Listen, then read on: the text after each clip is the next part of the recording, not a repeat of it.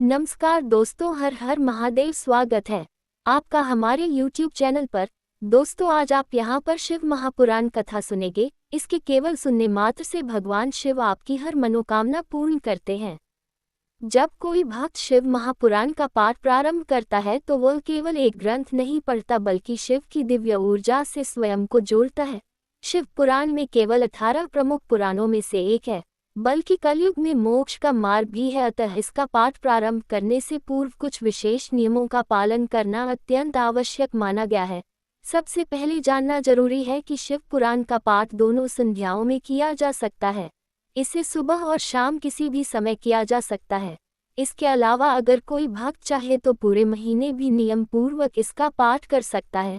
भगवान शिव की भक्ति और व्रत में 3 पहर का विशेष महत्व है, अतः तीसरे पहर से पूर्व इसका पाठ करना फलदायक माना जाता है।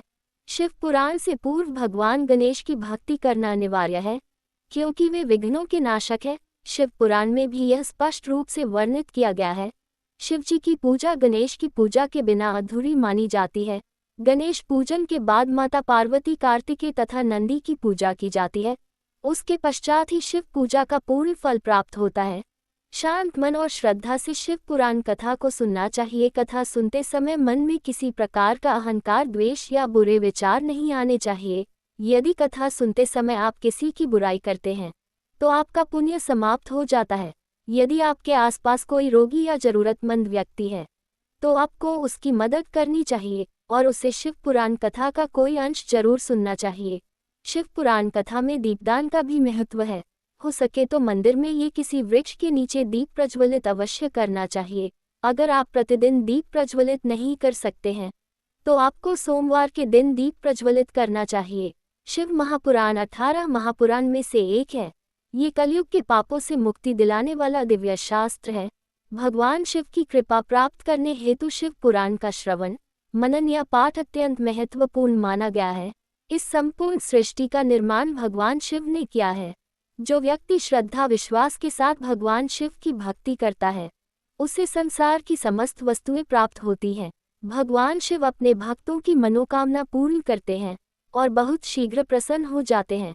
इस पुराण में कहा गया है कि जो नियमित रूप से शिवलिंग की पूजा करता है उसे जीवन के हर कष्ट से लड़ने की शक्ति प्राप्त होती है और सारे दुख दूर हो जाते हैं। शिव महापुराण में 24,000 श्लोक है। ये पुराण भगवान शिव द्वारा कथित माना गया है तथा इसे वेदव्यास द्वारा लिपिबद्ध किया गया है। पुराणों की श्रेणी में शिव पुराण का स्थान चौथा है। इसे समस्त पुराणे का मस्तक का तिलक भी कहा गया है। जो भक्त श्रद्धा पूर्वक इस पुराण को पढ़ता या सुनता है वह भगवान शिव का प्रिय बन जाता है। भगवान शिव का एक नाम नीलकंठ भी है। ये नाम उन्हें तब मिला था जब समुद्र मंथन के दौरान निकले कालकूट विष को उन्होंने अपने कंठ में धारण कर लिया था। इस विष की अग्नि से विश्व को बचाने के लिए शिव ने इसे पी लिया। इसी कारण उनका नाम नीलकंठ पड़ा और वह नीलकंठ महादेव कहलाए। ऐसे भगवान शिव के विषय में इस शिव पुराण में बताया गया है। इस शिव पुराण में भगवान शिव की महिमा, उनके वैवाहिक जीवन, उनके पुत्र माता पार्वती के विषय में बताया गया है। आइए अब शिव पुराण की शुरुआत करते हैं।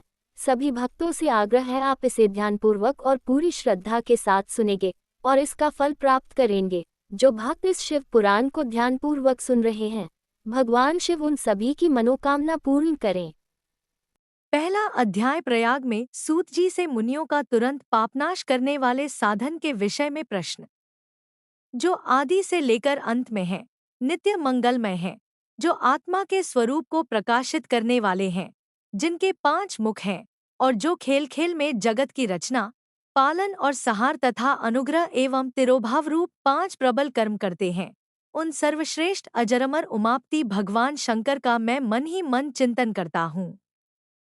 व्यास जी कहते हैं, धर्म का महान क्षेत्र जहाँ गंगा यमुना का संगम है, उस पुण्यमय प्रयाग जो ब्रह्मलोक का मार्ग है, वहाँ एक बार महातेजस्वी महाभाग महात्मा मुनियों ने विशाल यज्ञ का आयोजन किया। उस ज्ञान यज्ञ का समाचार सुनकर पौराणिक शिरोमणि व्यास जी के शिष्य सूत जी वहाँ मुनियों के दर्शन के लिए आए। सूत जी का सभी मुनियों ने विधिवत स्वागत व सत्कार किया तथा उनकी स्तुति करते हुए हाथ जोड़कर उनसे कहा, है सर्वज्ञ विद्वान रोमहर्षण जी, आप बड़े भाग्यशाली हैं। आपने स्वयं व्यास जी के मुख से पुराण विद्या प्राप्त की है। आप आश्चर्य स्वरूप कथाओं का भंडार हैं। आप भूत, भविष्य और वर्तमान के ज्ञाता हैं। हमारा सौभाग्य है कि आपके दर्शन हुए। आपका यहाँ आना निरर्थक नहीं हो सकता। आप कल्याणकारी हैं। उत्तम बुद्धि वाले सूत जी, यदि आपका अनुग्रह हो तो गोपनीय होने पर भी आप शुभाशुभ तत्व का वर्णन करें, जिससे हमारी तृप्ति नहीं होती और उसे सुनने की हमारी इच्छा ऐसे ही रहती है। कृपा कर उस विषय का वर्णन करें। घोर कलयुग आने पर मनुष्य पुण्यकर्म से दूर होकर दुराचार में फंस जाएंगे, दूसरों की बुराई करेंगे, पराई स्त्रियों के प्रति आसक्त होंगे, हिंसा करेंगे, मूर्ख, नास्तिक और पशुबुद्धि हो जाएंगे। सूत जी, कलयुग में वेद प्रतिपादित वर्ण आश्रम व्यवस्था नष्ट हो जाएगी। प्रत्येक वर्ण और आश्रम में रहने वाले अपने अपने धर्मों के आचरण का परित्याग कर विपरीत आचरण करने में सुख प्राप्त करेंगे।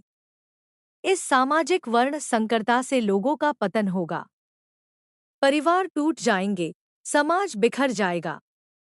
प्राकृतिक आपदाओं से जगह जगह लोगों की मृत्यु होगी। धन का क्षय होगा। स्वार्थ और लोभ की प्रवृत्ति बढ़ जाएगी। ब्राह्मण लोभी हो जाएंगे और वेद बेचकर धन प्राप्त करेंगे। मद से मोहित होकर दूसरों को ठगेंगे, पूजा पाठ नहीं करेंगे और ब्रह्मज्ञान से शून्य होंगे। क्षत्रिय अपने धर्म को त्याग कर कुसंगी, पापी और व्यभिचारी हो जाएंगे। शौर्य से रहित हो वे शूद्रों जैसा व्यवहार करेंगे और काम के अधीन हो जाएंगे। वैश्य धर्म से विमुख हो संस्कार भ्रष्ट होकर कुमार्गी, धनोपार्जन परायण होकर नापतौल में ध्यान लगाएंगे। शूद्र अपना धर्म कर्म छोड़कर अच्छी वेशभूषा से सुशोभित हो व्यर्थ घूमेंगे।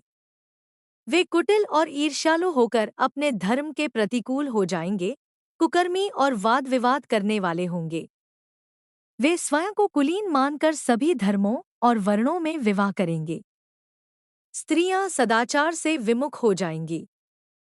वे अपने पति का अपमान करेंगी और सास-ससुर से लड़ेंगी। मलिन भोजन करेंगी। उनका शील स्वभाव बहुत बुरा होगा। सूत जी, इस तरह जिनकी बुद्धि नष्ट हो गई है और जिन्होंने अपने धर्म का त्याग कर दिया है, ऐसे लोग लोक परलोक में उत्तम गति कैसे प्राप्त करेंगे? इस चिंता से हम सभी व्याकुल हैं। परोपकार के समान कोई धर्म नहीं है। इस धर्म का पालन करने वाला दूसरों को सुखी करता हुआ स्वयं भी प्रसन्नता अनुभव करता है। दूसरा अध्याय, शिव पुराण का परिचय और महिमा। सूत जी कहते हैं, साधु महात्माओं, आपने बहुत अच्छी बात पूछी है। ये प्रश्न तीनों लोगों का हित करने वाला है। आप लोगों के स्नेहपूर्ण आग्रह पर गुरुदेव व्यास का स्मरण कर मैं समस्त पापराशियों से उद्धार करने वाले शिव पुराण की अमृत कथा का वर्णन कर रहा हूँ। ये वेदांत का सार सर्वस्व है। यही परलोक में परमार्थ को देने वाला है तथा दुष्टों का विनाश करने वाला है। इसमें भगवान शिव के उत्तम यश का वर्णन है। धर्म, अर्थ, काम और मोक्ष आदि पुरुषार्थों को देने वाला पुराण अपने प्रभाव की दृष्टि से वृद्धि तथा विस्तार को प्राप्त हो रहा है। शिव पुराण अध्ययन से कलियुग के सभी पापों में लिप्त जीव उत्तम गति को प्राप्त होंगे। इसके उदय से ही कलियुग का उत्पात शांत हो जाएगा। शिव पुराण को वेद तुल्य माना जाएगा। इसका प्रवचन सर्वप्रथम भगवान शिव ने ही किया था। इस पुराण के 12 खंड या भेद हैं। ये 12 संहिताएं हैं। 1 विदेश्वर संहिता, 2 रुद्र संहिता, 3 विनायक संहिता, 4 उमा संहिता, 5 सहस्रकोटिरुद्र संहिता, 6 एकादश रुद्र संहिता, 7 कैलाश संहिता, 8 शतरुद्र संहिता, 9 कोटिरुद्र संहिता, 10 मात्र संहिता, 11 वायव्य संहिता तथा 12 धर्म संहिता। विदेश्वर संहिता में 10,000 श्लोक हैं। रुद्र संहिता, विनायक संहिता, उमा संहिता और मात्र संहिता प्रत्येक में 8-8 हजार श्लोक हैं। एकादश रुद्र संहिता में 13,000, कैलाश संहिता में 6,000, शतरुद्र संहिता में 3,000, कोटिरुद्र संहिता में 9,000, सहस्र कोटिरुद्र संहिता में 11,000, वायव्य संहिता में 4,000 तथा धर्म संहिता में 12,000 श्लोक हैं। मूल शिव पुराण में कुल 1,00,000 श्लोक है, परंतु व्यास जी ने इसे 24,000 श्लोकों में संक्षिप्त कर दिया है। पुराणों की क्रम संख्या में शिव पुराण का चौथा स्थान है, जिसमें 7 संहिताएं हैं। पूर्व काल में भगवान शिव ने 100 करोड़ श्लोकों का पुराण ग्रंथ ग्रंथित किया था। सृष्टि के आरंभ में निर्मित ये पुराण साहित्य अधिक विस्तृत था। द्वापर युग में द्वैपायन आदि महर्षियों ने पुराण को 18 भागों में विभाजित कर 4 लाख श्लोकों में इसको संक्षिप्त कर दिया। इसके उपरांत व्यास जी ने 24,000 श्लोकों में इसका प्रतिपादन किया। ये वेदतुल्य पुराण विद्येश्वरुद्र संहिता, शतरुद्र संहिता, कोटिरुद्र संहिता, उमा संहिता, कैलाश संहिता और वायव्य संहिता नामक 7 संहिताओं में विभाजित है। ये 7 संहिताओं वाला शिव पुराण वेद के समान प्रामाणिक तथा उत्तम गति प्रदान करने वाला है। इस निर्मल शिव पुराण की रचना भगवान शिव द्वारा की गई है तथा इसको संक्षेप में संकलित करने का श्रेय व्यास जी को जाता है। शिव पुराण सभी जीवों का कल्याण करने वाला, सभी पापों का नाश करने वाला है। यही सत्पुरुषों को कल्याण प्रदान करने वाला है। ये तुलना रहित है तथा इसमें वेद प्रतिपादित अद्वैत ज्ञान तथा निष्कपट धर्म का प्रतिपादन है। शिव पुराण श्रेष्ठ मंत्र समूहों का संकलन है तथा यही सभी के लिए शिवधाम की प्राप्ति का साधन है। समस्त पुराणों में सर्वश्रेष्ठ शिव पुराण ईर्ष्या रहित अंतःकरण वाले विद्वानों के लिए जानने की वस्तु है। इसमें परमात्मा का गान किया गया है। इस अमृतमय शिव पुराण को आदर से पढ़ने और सुनने वाला मनुष्य भगवान शिव का प्रिय होकर परम गति को प्राप्त कर लेता है। तीसरा अध्याय, श्रवण, कीर्तन और मनन साधनों की श्रेष्ठता। व्यास जी कहते हैं, सूत जी के वचनों को सुनकर सभी महर्षि बोले, भगवान आप वेदतुल्य, अद्भुत एवं पुण्यमय शिव पुराण की कथा सुनाइए। सूत जी ने कहा, हे महर्षिगण, आप कल्याणमय भगवान शिव का स्मरण करके वेद के सार से प्रकट शिव पुराण की अमृत कथा सुनिए। शिव पुराण में भक्ति, ज्ञान और वैराग्य का गान किया गया है। जब सृष्टि आरंभ हुई तो 6 कुलों के महर्षि आपस में वाद विवाद करने लगे कि अमुक वस्तु उत्कृष्ट है, अमुक नहीं। जब इस विवाद ने बड़ा रूप धारण कर लिया तो सभी अपनी शंका के समाधान के लिए सृष्टि की रचना करने वाले अविनाशी ब्रह्मा जी के पास जाकर हाथ जोड़कर कहने लगे, हे प्रभु, आप संपूर्ण जगत को धारण कर उनका पोषण करने वाले हैं। प्रभु, हम जानना चाहते हैं कि संपूर्ण तत्वों से परे परात्पर पुराण पुरुष कौन है। ब्रह्मा जी ने कहा, ब्रह्मा, विष्णु, रुद्र और इंद्र आदि से युक्त संपूर्ण जगत समस्त भूतों एवं इंद्रियों के साथ पहले प्रकट हुआ है। वे देव महादेव ही सर्वज्ञ और संपूर्ण हैं।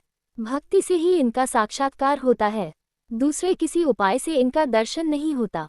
भगवान शिव में अटूट भक्ति मनुष्य को संसार बंधन से मुक्ति दिलाती है। भक्ति से उन्हें देवता का कृपा प्रसाद प्राप्त होता है। जैसे अंकुर से बीज और बीज से अंकुर पैदा होता है। भगवान शंकर का कृपा प्रसाद प्राप्त करने के लिए आप सब ब्रह्मर्षि धरती पर सहस्रों वर्षों तक चलने वाले विशाल यज्ञ करो। यज्ञोक्ति भगवान शिव की कृपा से ही विद्या की सारतत्व साध्य साधन का ज्ञान प्राप्त होता है। शिवपद की प्राप्ति साध्य और उनकी सेवा ही साधन है तथा जो मनुष्य बिना किसी फल की कामना किए उनकी भक्ति में डूबे रहते हैं, वही साधक हैं। कर्म के अनुष्ठान से प्राप्त फल को भगवान शिव के श्री चरणों में समर्पित करना ही परमेश्वर की प्राप्ति का उपाय है तथा यही मोक्ष प्राप्ति का एकमात्र साधन है। साक्षात महेश्वर ने ही भक्ति के साधनों का प्रतिपादन किया है। कान से भगवान के नाम, गुण और लीलाओं का श्रवण, वाणी द्वारा उनका कीर्तन तथा मन में उनका मनन शिवपद की प्राप्ति के महान साधन है तथा इन साधनों से ही संपूर्ण मनोरथों की सिद्ध होती है। जिस वस्तु को हम प्रत्यक्ष अपनी आंखों के सामने देख सकते हैं उसकी तरफ आकर्षण स्वाभाविक है, परंतु जिस वस्तु को प्रत्यक्ष रूप से देखा नहीं जा सकता उसे केवल सुनकर और समझकर ही उसकी प्राप्ति के लिए प्रयत्न किया जाता है। अतः श्रवण पहला साधन है। श्रवण द्वारा ही गुरु मुख से तत्व को सुनकर श्रेष्ठ बुद्धि वाला विद्वान अन्य साधन कीर्तन और मनन की शक्ति व सिद्धि प्राप्त करने का यत्न करता है। मनन के बाद इस साधन की साधना करते रहने से धीरे धीरे भगवान शिव का संयोग प्राप्त होता है और लौकिक आनंद की प्राप्ति होती है। भगवान शिव की पूजा, उनके नामों का जाप तथा उनके रूप, गुण, विलास के हृदय में निरंतर चिंतन को ही मनन कहा जाता है। महेश्वर। चौथा अध्याय, सनत कुमार व्यास संवाद। सूत जी कहते हैं, हे मुनियों, इस साधन का महात्म्य बताते समय मैं एक प्राचीन वृतांत का वर्णन करूंगा जिसे आप ध्यानपूर्वक सुने। बहुत पहले की बात है, पराशर मुनि के पुत्र मेरे गुरु व्यासदेव जी सरस्वती नदी के तट पर तपस्या कर रहे थे। एक दिन सूर्य के समान तेजस्वी विमान से यात्रा करते हुए भगवान सनत कुमार वहां जा पहुंचे। मेरे गुरु ध्यान में मग्न थे। जागने पर अपने सामने सनत कुमार जी को देखकर वे बड़ी तेजी से उठे और उनके चरणों का स्पर्श कर उन्हें अर्घ्य देकर योग्य आसन पर विराजमान किया। प्रसन्न होकर सनत कुमार जी गंभीर वाणी में बोले, मुनि तुम सत्य का चिंतन करो। सत्य तत्व का चिंतन ही श्रेय प्राप्ति का मार्ग है। इसी से कल्याण का मार्ग प्रशस्त होता है। यही कल्याणकारी है। ये जब जीवन में आ जाता है तो सब सुंदर हो जाता है। सत्य का अर्थ है सदैव रहने वाला। इस काल का कोई प्रभाव नहीं पड़ता, ये सदा एक समान रहता है। सनत कुमार जी ने महर्षि व्यास को आगे समझाते हुए कहा, महर्षि, सत्य पदार्थ भगवान शिव ही हैं। भगवान शंकर का श्रवण, कीर्तन और मनन ही उन्हें प्राप्त करने की सर्वश्रेष्ठ साधन है। पूर्व काल में मैं दूसरे अनेकानेक साधनों के भ्रम में पड़ा घूमता हुआ तपस्या करने मंद्राचल पर जा पहुंचा। कुछ समय बाद महेश्वर शिव की आज्ञा से सबके साक्षी तथा शिवगुणों के स्वामी नंदिकेश्वर वहां आए और स्नेहपूर्वक मुक्ति का साधन बताते हुए बोले, भगवान शंकर का श्रवण, कीर्तन और मनन ही मुक्ति का स्रोत है। ये बात मुझे स्वयं देवाधिदेव भगवान शिव ने बताई है, अतः तुम इन्हीं साधनों का अनुष्ठान करो। व्यास जी से ऐसा कहकर अनुगामियों सहित सनत कुमार ब्रह्मधाम को चले गए। इस प्रकार इस उत्तम वृतांत का संक्षेप में मैंने वर्णन किया है। ऋषि बोले, सूत जी, आपने श्रवण, कीर्तन और मनन को मुक्ति का उपाय बताया है, किंतु जो मनुष्य इन तीनों साधनों में असमर्थ हो, वह मनुष्य कैसे मुक्त हो सकता है? किस कर्म के द्वारा बिना यत्न के ही मोक्ष मिल सकता है? आगे के अध्याय देखने के लिए हमारे चैनल को सब्सक्राइब करें और वीडियो को शेयर करें। हर हर महादेव। जो भी इस वीडियो को लाइक, शेयर और सब्सक्राइब करेगा, महादेव उसकी हर मनोकामना पूरी करेंगे। ओम नमः शिवाय।